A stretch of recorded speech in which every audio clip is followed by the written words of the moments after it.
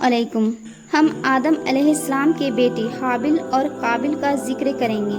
قابل نے اپنے بھائی حابل کو کیسے قتل کیا اور کیوں قتل کیا، تو چلیے شروع کرتے ہیں۔ حابل اور قابل۔ قرآن مجید میں حضرت آدم علیہ السلام کے بیٹے دونوں بیٹے کا نام کا ذکر نہیں کیا ہے، صرف آدم کے بیٹے کہہ کر جملہ چھوڑ دیا ہے۔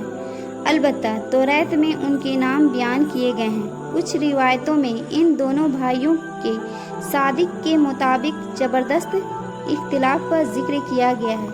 اس معاملے کو ختم کرنے کے لیے حضرت آدم علیہ السلام نے یہ فیصلہ فرمایا، دونوں اپنی اپنی قربانی اللہ کے حضور پیش کریں۔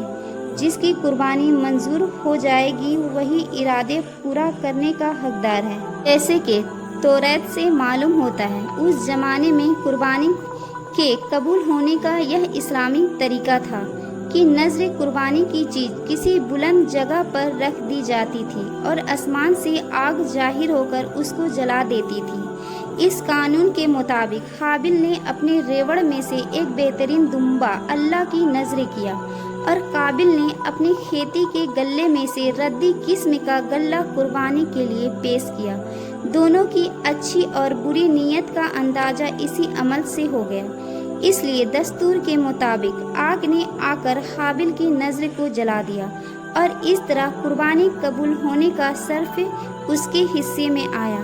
قابل اپنی توہین کو کسی طرح برداشت نہ کر سکا اور اس نے غوث غضب میں آ کر حابل سے کہہ دیا، میں تجھ کو قتل کیے بغیر نہ چھوڑوں گا تاکہ تو اپنی مراد کو نہ پہنچ سکے۔ حابل نے جواب دیا، میں تو کسی طرح تجھ پر ہاتھ نہ اٹھاؤں گا، باقی تیری مرضی آئے وہ کر۔ رہا قربانی کا معاملہ تو اللہ کے یہاں نیک نیت اور نیک عمل کا نذر قبول ہوتا ہے، وہاں بد نیت بد اخلاق نہ دھمکی کام آ سکتی ہے اور نہ بے وجہ غم ہوا غصہ۔ یہ سن کر قابل غصے سے بہت زیادہ بھڑک اٹھا اور اپنے بھائی حابل کو مار ڈالا۔ قرآن پاک میں نہ شادی کے مطابق اختلاف کا ذکر ہے اور نہ ان دونوں کے ناموں کا ذکر ہے، صرف قربانی نذر کا ذکر ہے۔ اس روایت سے زیادہ حابل کی لاش کے دفن سے مطابق یہ اضافہ ہے۔ قتل کے بعد قابل حیران تھا کہ اس لاش کا کرے کیا، کیسے چھپائے۔ ابھی تک آدم علیہ السلام کی نسل موت سے دوچار نہیں ہوئی تھی اور اس لیے حضرت آدم علیہ السلام کو مردوں کے بارے میں اللہ کا کوئی حکم نہیں آیا تھا، اس لیے آدم کے اولاد کو معلوم نہیں تھا کہ لاش کو کیسے چھپایا جاتا ہے۔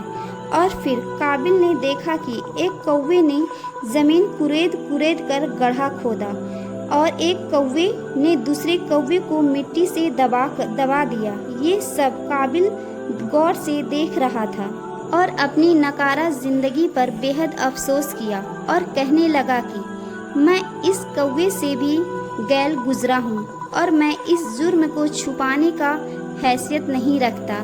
اور قابل اپنے بھائی حابل کی لاش اسی طرح مٹی سے چھپا دیا۔